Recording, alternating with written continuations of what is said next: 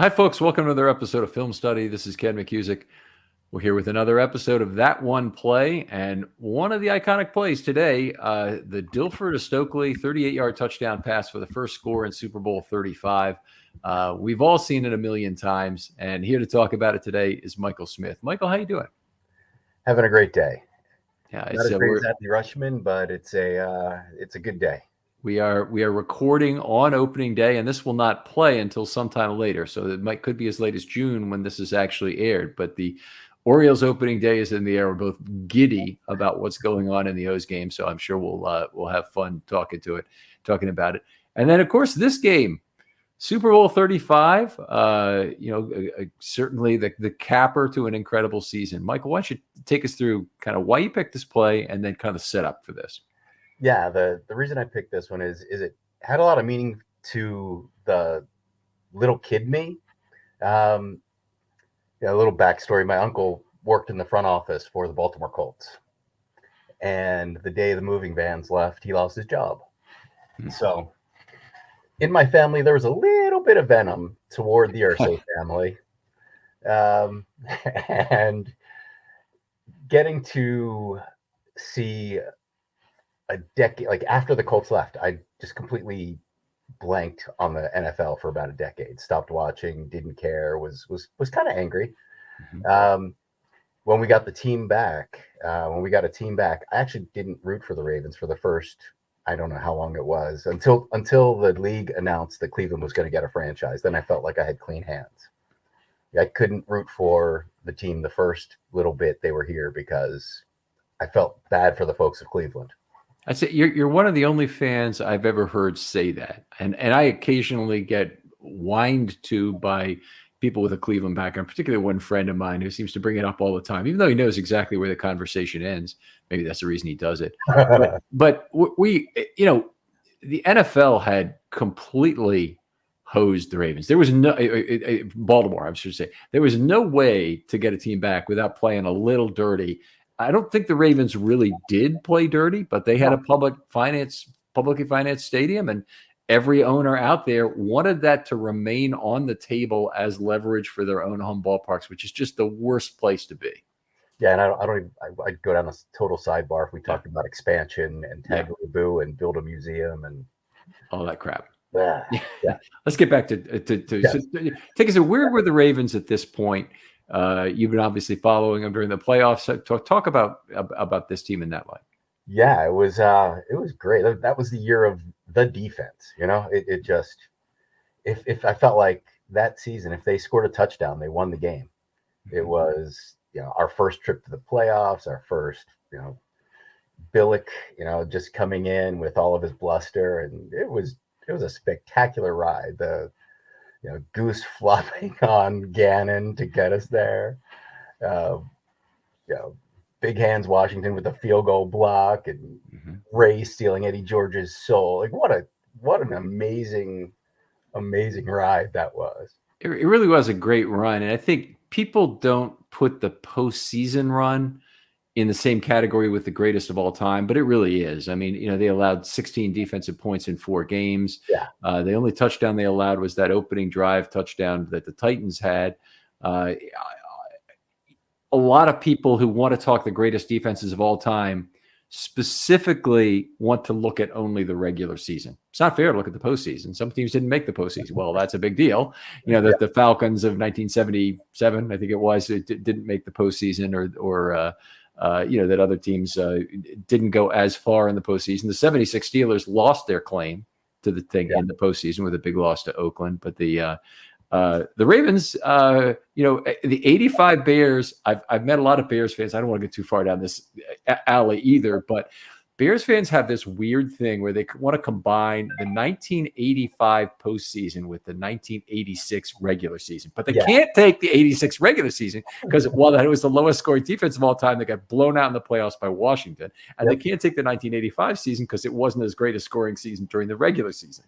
So push them up. Yeah, it's a weird stuff. Anyway, I'm sorry. We're in the Super Bowl. The Ravens have a great defensive team. So we talked a little bit about this in the production meeting. Take us through kind of what your thoughts are on the play itself. Oh my gosh. Well, I happened to be fortunate enough to be in the stadium, and that's a whole story in itself. We won the PSL lottery. I was there with my father-in-law. Oh, really? We won the PSL lottery, but the mail was going to my father-in-law's house. They were on vacation. They didn't get back until the last day to claim your tickets. Didn't open the mail until about 4:58. And I got a frantic call from him, like, we've got 2 minutes to get Super Bowl tickets. So we lived on the same street. So I sprinted down to his house, grabbed the letter, grabbed my cell phone, called the ticket office. Fortunately, they were working late. And we secured our tickets. But by that point, all of the flights to Tampa were filled. All the Tampa hotels were filled. So we had to do this planes, trains, automobiles, logistics thing. Mm-hmm. We ended up flying into Jacksonville, renting a car, driving to Orlando, because there's millions of hotel rooms in Orlando, and then driving into Tampa every day and making Whiskey Joe's our home away from home. Yeah, there you go. That's a good way to do it. We stayed about an hour away as well. The New Orleans Super Bowl, we were way out in the swamps towards Homa. But you know, those things are hard to find. I've got a ticket story that I'm not going to go into since we sidebarred a couple times on this show. Let's get back to Super Bowl 35 and what was going on at that point in the game. Gosh, I felt great. The first play of the game when Sam Adams blows off their offensive lineman 10 yards into the backfield. At that moment, I looked at Tom, my father-in-law, and I was like, the Giants are freaking scared. They're terrified of this team. And then Kerry Collins on a rollout to the right. There's not a Raven within 10 yards of him. He just drops to the turf or throws the ball. I can't remember, either dropped to the turf or threw the ball out of bounds. They just looked like they were playing scared. So it was a little bit of a punt festival. Yeah. It was certainly, and they had the Ravens were actually like getting a first down or something, and then they'd punt, and then the Giants would punt. And so there's a big gain of field position exchange in the early going for the Ravens. And when they finally backed up the Giants pretty much to their own goal line, which is on the Giants' third drive, this was as cool. So they started at the 1 yard line, false start for 0 yards, pass incomplete to Hilliard, where Ray Lewis had his hand on the football. Whole first half, Ray Lewis was touching the football. The whole first half, including one deflected to Sharper. This was the big play that told me the Ravens are going to win the Super Bowl pretty easily. At 9:45 of the first quarter, it's 2nd and 10 from the Giants 1. And Collins rolled to his right, threw a little pass to Hilliard that he took for a first down. Hilliard gets up like it's the biggest deal that ever was. First down, like you're at your own 13-yard line, doofus. And so it was one of these things that was like, if that's the best, they got no problem here. And then sure enough, that drive petered out. And did it an interception? It ended up in one of the many punts, but it was a fine first half. So anyway, that we get a little later. It's in quarter 2. We're at the play at the Dilfer. No, I'm sorry. Yeah, quarter 1. First quarter, I think. Yes, talk a little bit about it. I was a huge Stokely fan. So I elbowed my father-in-law. I was like, Tom, I'm going to call it Dilfer to Stokely, and for first down, and then we're on about the 40-yard line, and this was from the 38 or 39, so it was right below us. And going from our left to our right, I see Dilfer drop back. I see Stokely going by. I'm like, he's got a step. Dilfer lets the ball go. Stokely gets it. Seahorn gets him from behind, and Stokely sort of slides into the end zone. Like, we've all seen it. It's and the place was just pandemonium. There's high-fiving strangers, hugging people I'd never met before. It was just insane. And there was just like a bolt of electricity that went through my body. I felt like I was just shaking. It felt like, almost like a religious experience of some sort. And I just, for a minute there, I was like, did that just happen? Like, it was surreal. It's like, my football team is going to win the Super Bowl. If they get a touchdown, they win. The Giants can't score against this defense. And it's funny, at that moment, I guess in between the commercial break, in between the touchdown and the kickoff, there were people in our section just weeping. We were just so happy. So we sat with a Giants fan. So the reaction to that play was a little different in terms of the section there was certainly almost entirely Giants fans. They hear the progressive despair during the game. That was a lot of fun. The thing I remember about it was Jason Sehorn was at cornerback for the Giants, and he had the coverage on Stokely. Earlier in that game, and I believe it was the previous drive, Dilfer had thrown another bomb. He threw several bombs. He didn't complete a high percentage of them in this game, but he certainly completed one of the big ones. Overthrew Patrick Johnson on a play where in real time, it did appear like Patrick Johnson slowed down. That's what Phil Simms thought he saw. And then it's one of these weird plays where you can't really see it again on the video. Mm-hmm. But the ball is barely overthrown. Does look like there's a kind of a shift or a shift of speed level when he turns.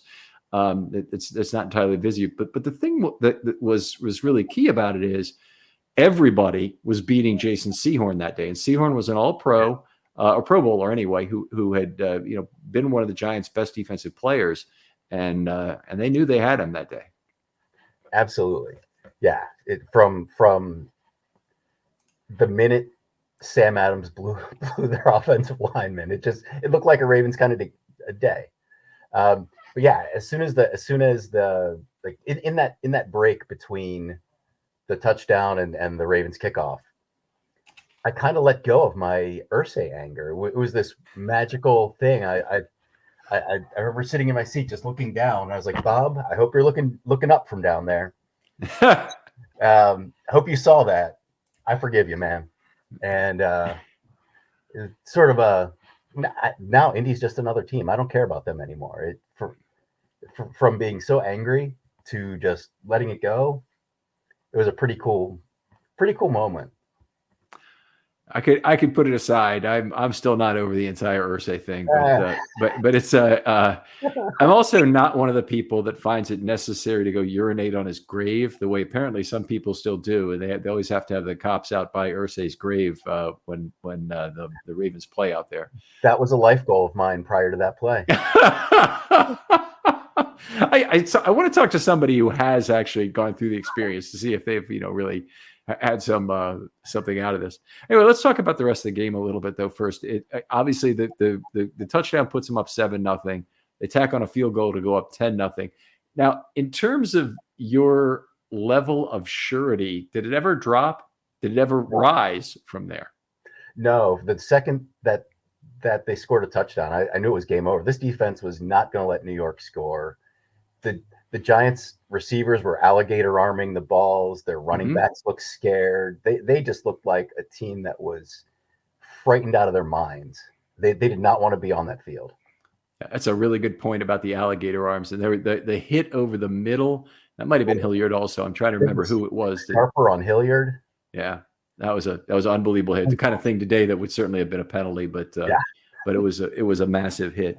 300 yards of personal fouls if they played under today's rules. Yeah, but it was a violent physical game, and Ray Lewis certainly deserved the MVP. I thought it might not happen. One of the things, if you go back, the 1996 Orioles got into the postseason, and they got in on Saturday by winning the game, I believe. So they had to go to Toronto and beat it. And of course, on Friday night, Alomar spat at the umpire. And on Saturday, he hit the game-winning home run. And it's like they obviously decided no matter what, Robbie Alomar's not going to be the MVP of this game because the MVP of the game was the Baltimore Orioles for outlasting. So it was one of those really weird things. But I thought they might apply some of that same thing to Lewis, but fortunately they didn't. And he was by far the most dominant player on the field. 5 tackles. That doesn't even begin to tell the story of what he did that day. No, he was sideline to side. He was everywhere. It was an amazing game. Yeah, great to see him. Certainly one of the best games of his career, despite the really low score sheet impact. He had a tip ball that went for an interception. I think he recovered the fumble inside the 5-yard line that led to another score. So it's not like there weren't turnover involvement, but relatively few tackles involved. Yeah. But great game. I did not have the game in pocket until after halftime. At 10-0, Billick came off the field and goes, I don't know if it's going to be enough. We still have to do some things offensively, I think was the way the words he used. But this has been our MO all year. And then the Starks interception for the touchdown happens. And before he hit the goal line, I'm like, Super Bowl champions. Yeah, I'm still irritated that they got the kickoff return for the touchdown. I wanted a donut, but that would have been something really special given the fact that no other team's been able to do it. So, that would have been the capper for this team in that season, certainly. Absolutely. Funny postscript to that. I at the end of the game, we're watching the trophy presentation. End up calling home to talk to my wife and kids. My wife answers and she's like, how was it? I'm like, oh my God, best day of my life. And there was just dead silence. Not the day you married me or our birth of our children. Exactly. She was like, are you forgetting our wedding day? Or you're forgetting the birth of your children? Like, oh yeah, but I'm going to call this one pretty high up there. Subsequent, about 2 years after that, we ended up filing divorce papers. So I'm going to go back to that was probably the best day of my life. I'm real sorry to hear that, Michael. But I'm not. It was needed. Terrific pleasure talking football with you. Where can people talk football with you online? I'm not really much of an online presence, so I will occasionally hop on to the Russell Street Report. Billick fan there. Okay. But I'm not a very active poster, not a very active on social media. Well, I appreciate you getting together with me to do this show anyway. We're always looking for new people to do it, other folks out there. If you want to, just hit me up with a DM on Twitter. They're always open. And if you've got any interesting play from Ravens history, I want to talk to you about it. And there's been a large number of these recorded already, and there's still a ton of great plays from Ravens history. One of the ones that we haven't got anyone taking yet is Corey Redding picking up the fumble in the 2010 playoff game and running it. No one took that yet. And there's believe me, there's 50 others as good from more memorable games than that. Yep. And I want to hear from more people. And I've really appreciated the kind of new people I've been meeting through this process. A lot of good people I'm going to have back on for other show series that I'm running. So really appreciate you coming on, Michael. Thank you very much. It's been a blast. We'll talk to you next time on Film Study.